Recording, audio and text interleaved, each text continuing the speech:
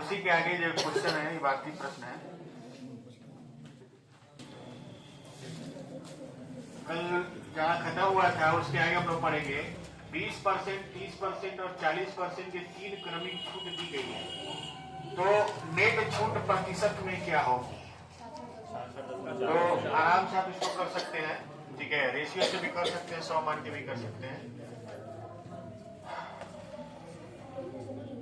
हल्ला मत करिए, पीछे बात हो रहा है, आगे स्टार्ट देंगे, बढ़िया से बता देंगे। 5 से कितना हो गया? 4। 10 से कितना हो गया? 7। और 5 से कितना हो गया? 3। कटने लायक कोई है? 5 दांत 50 25 250 और 4 7 28 दिया 84। कितना का छूट हुआ? 166 छूट हो गया कितने पर? 250 गुणे 100 कर दीजिए, ये हो जाएगा 2 50 दूना 100 50 25 250, ये हो जाएगा 2 छक्के 12 2 छक्के 12 13 2 1 2 1 3 332 बटे 5 5 छक्के 30। देखिए 6 वाला ऑप्शन एक ही दिख रहा है, 66.4। ज्यादा लगाना नहीं है, ऑप्शन का भी सहारा लेना है।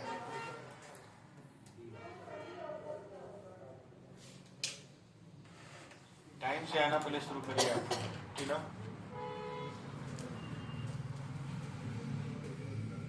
की 4 क्रमिक छूटों की प्रभावी छूट प्रतिशत में क्या होगी?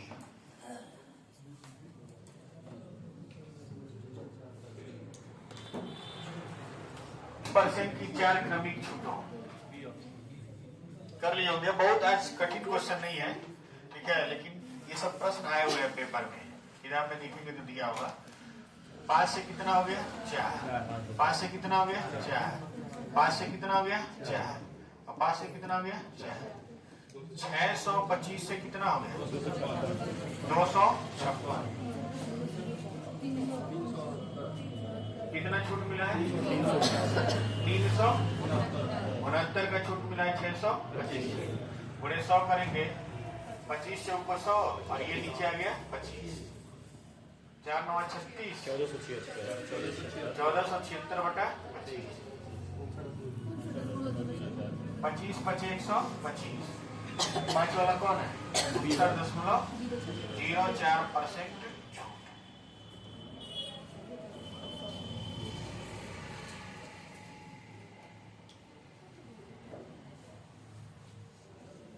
लाभहानि से बढ़िया हम लोग छूट पड़े हैं।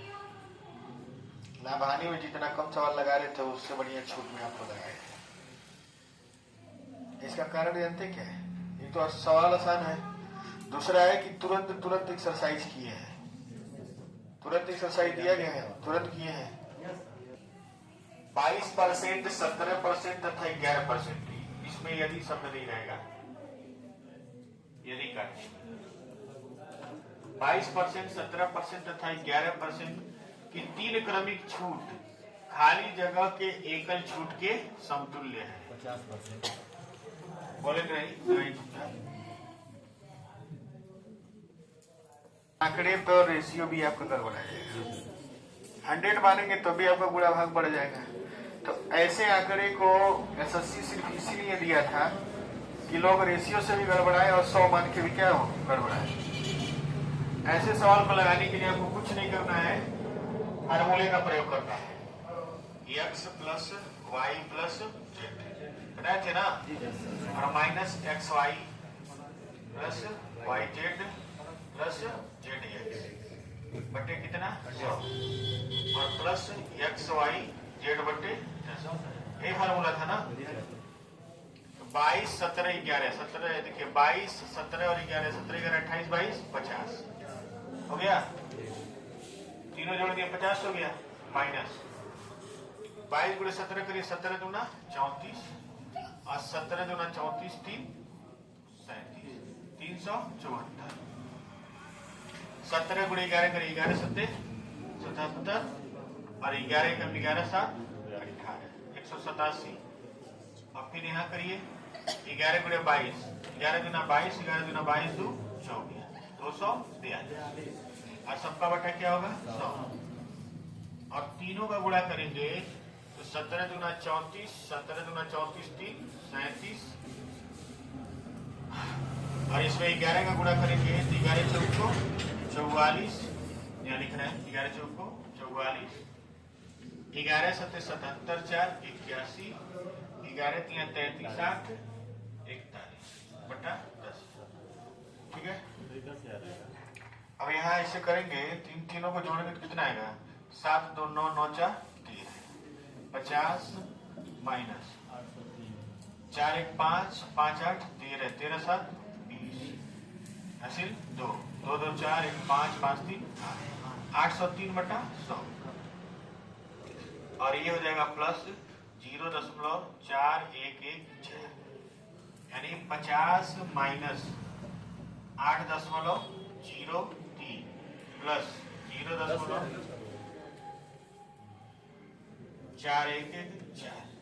ठीक है, घबराइए नहीं। सबको जोड़ेंगे तो ये दोनों देखिए इसको घटाएंगे तो कितना आ जाएगा 41.9 ठीक है, और इसको जब जोड़ेंगे 4114 ठीक है, दो स्थान पे अगर हम लेते हैं 2 स्थान मिटा देते हैं 41 जोड़ेंगे तो 3 इसमें चला जाएगा यानी 42 दशमलव क्या हो जाएगा 42 दशमलव हो जाएगा 38%। आपका आंसर क्या है लगभग 42%। लगभग इसका आंसर क्या आएगा 42। गड़बड़ा गया 50 क्वेश्चन लिखिए यदि 6%, 15% तथा 14% की 3 क्रमिक छूट के समतुल्य यदि नहीं शब्द इसमें रहेगा, ठीक है, यदि शब्द नहीं रहेगा इसमें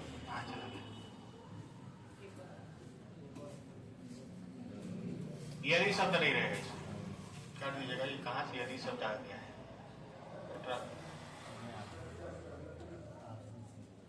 लगे 6%, 15% तथा 14% की 3 क्रमिक छूट के समतुल्य एकल छूट क्या है।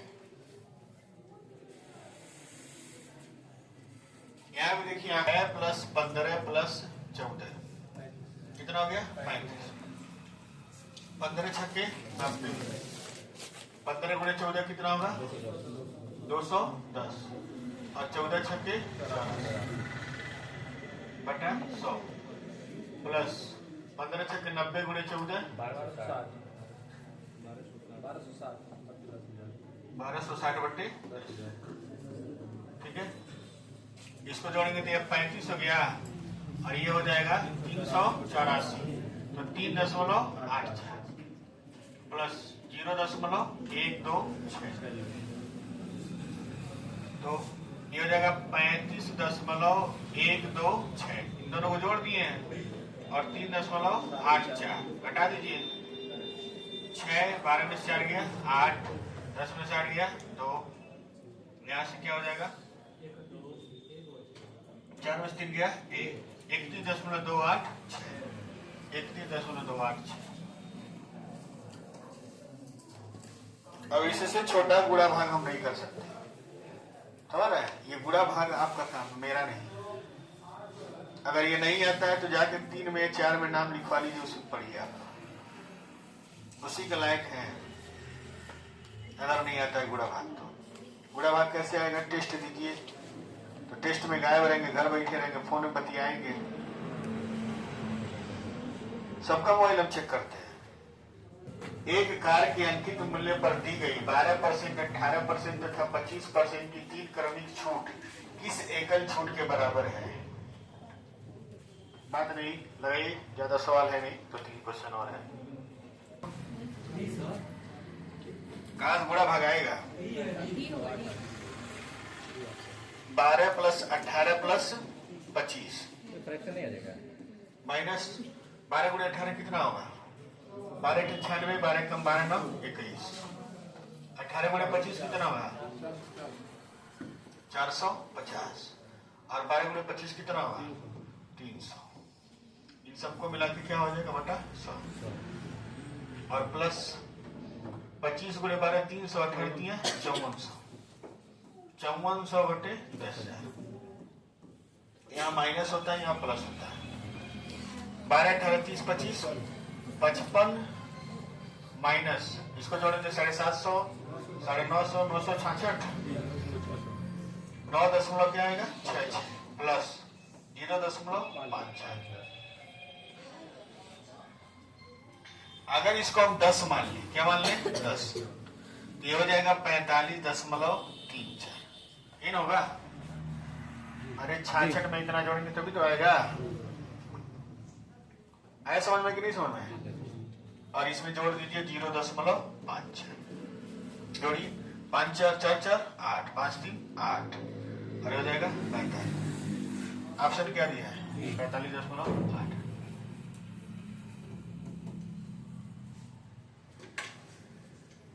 जितने क्वेश्चन लगवा रहे हैं सारे क्वेश्चन पेपर में आए हैं। एक भी आप क्वेश्चन ये नहीं कर सकते नहीं आए, आप किताब जाके खोल के देख लीजिएगा। अभी इसमें और वैरायटी के क्वेश्चन है समतुल्य बट्टा में।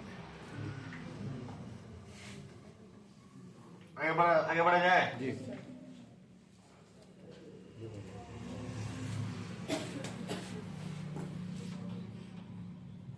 जूम हो गया है।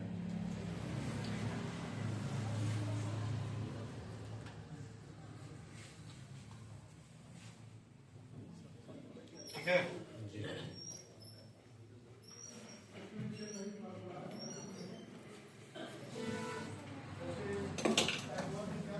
यदि एक वस्तु का अंकित मूल्य 24,000 रुपया है, यदि वस्तु को 33/1/3 37.5 के 2 क्रमिक छूट के साथ बेचा गया, वस्तु के बिक्री के समय कितने रुपए की छूट मिली है तथा वस्तु का विक्रय मूल्य भी बताइए। दोनों चीज बताना है।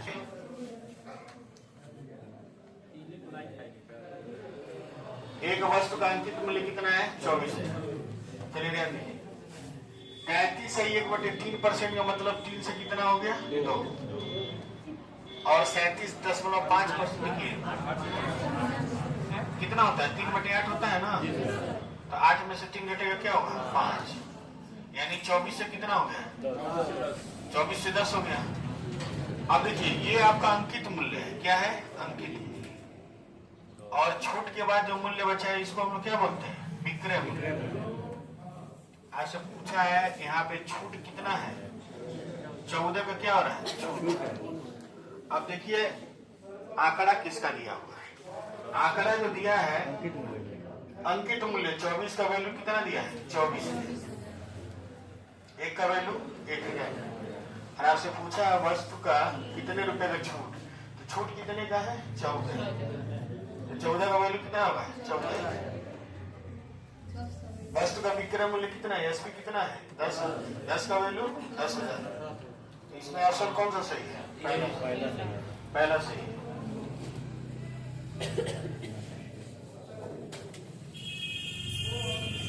लगाइए इसको, लगाने के बाद इसको काट दीजिएगा। नेक्स्ट क्वेश्चन बिल्कुल इसी तरह से है, उसको ये लोग लगाएंगे। ठीक है,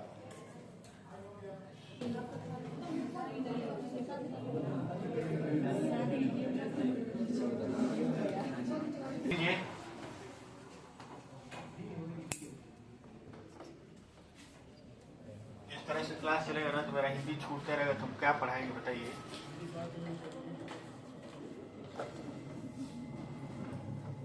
14.28% का मतलब क्या होता है 1/7, यानी 7 से कितना हो गया 6। 37.5% का मतलब क्या होता है 3/8, यानी 8 से कितना हो गया 5, और 62.5% है ये। ठीक है, 62.5% का मतलब होता है 5/8, यानी 8 से कितना हो गया 3। कुछ कटने वाला है 2 तिहाई 6, 2 चौको 8, आंसर गलत आ रहा है इसका, और कुछ कट रहा है इसमें 7 8 56, 56 चौको 224, और 3 9 5 45। कुछ गड़बड़ी लग रहा है आप लोग,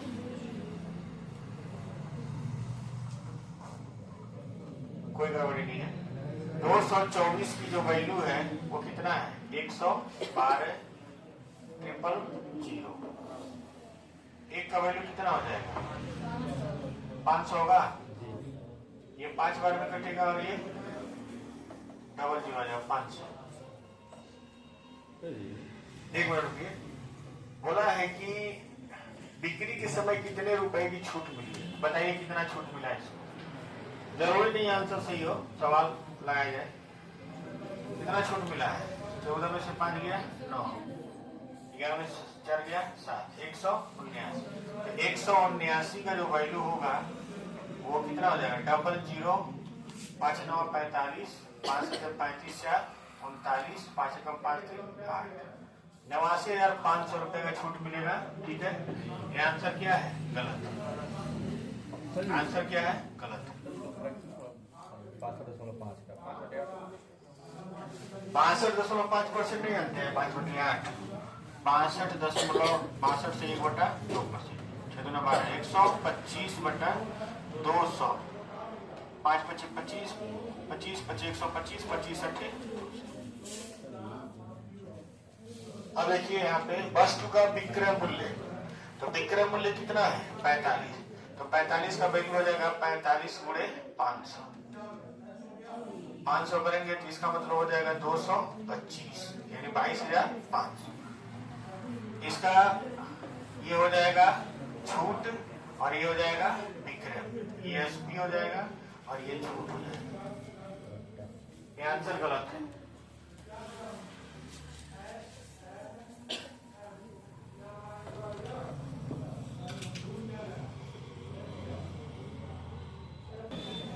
पचास छूट दिया हुआ है। पहला छूट 2% है, दूसरा छूट 4% है, तीसरा 6 है, चौथा 8 है, पांचवा क्या है? 10, छठवां 12 है, 14 है, 16 है, 18, 20 ऐसे करके 100% है।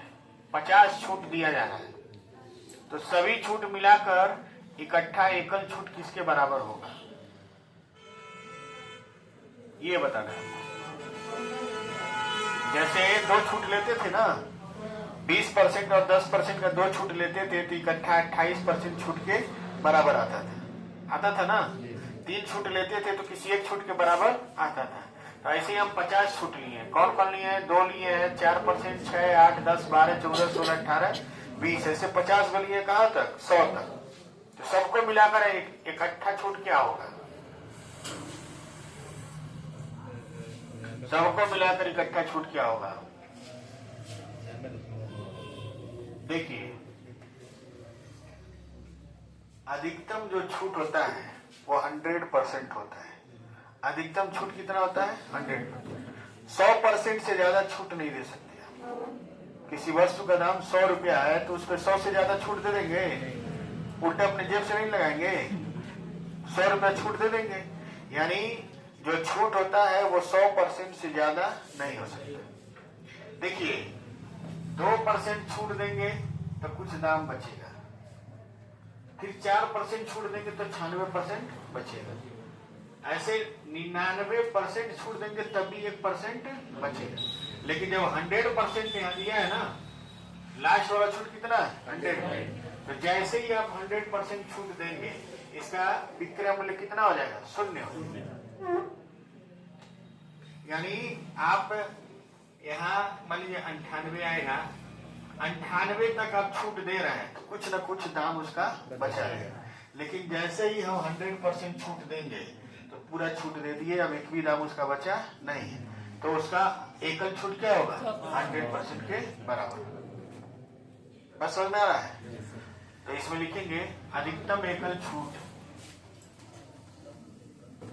अधिकतम एकल छूट 100% हो सकता है।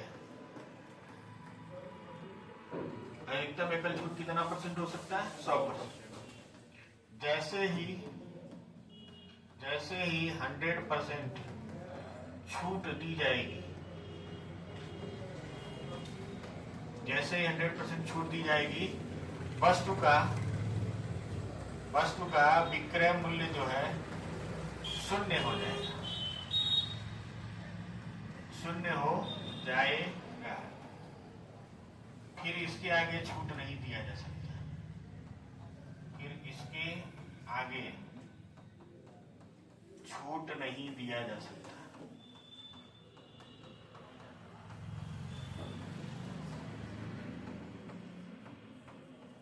इसका आंसर कितना होगा? 100%।